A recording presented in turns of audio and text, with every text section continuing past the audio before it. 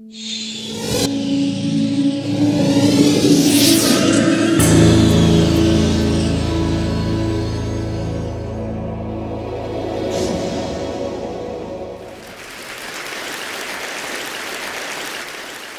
got a real problem with math education right now. Basically, no one's very happy. Those learning it think it's disconnected, uninteresting, and hard. Those trying to employ them think they don't know enough. Governments realize that it's a big deal for our economies, but don't know how to fix it.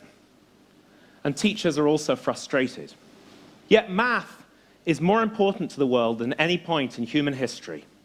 So at one end, we've got falling interest in education in math, and at the other end, we've got a more mathematical world, a more quantitative world than we ever have had. So what's the problem? Why has this chasm opened up, and what can we do to fix it? Well, actually, I think the answer is staring us right in the face.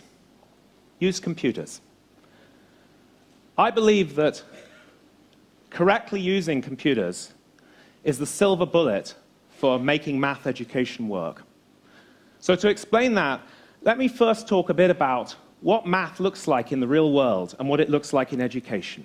See, in the real world, math isn't necessarily done by mathematicians. It's done by geologists, engineers, biologists, all sorts of different people, modeling and simulation.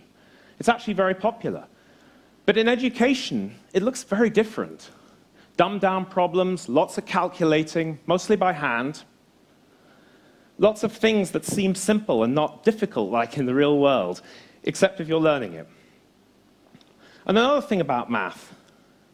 Math sometimes looks like math, like in this example here. And sometimes it doesn't, like, am I drunk? And then you get an answer that's quantitative in the modern world. You wouldn't have expected that a few years back. But now you can find out all about, unfortunately my weight is a little higher than that, but all about what happens.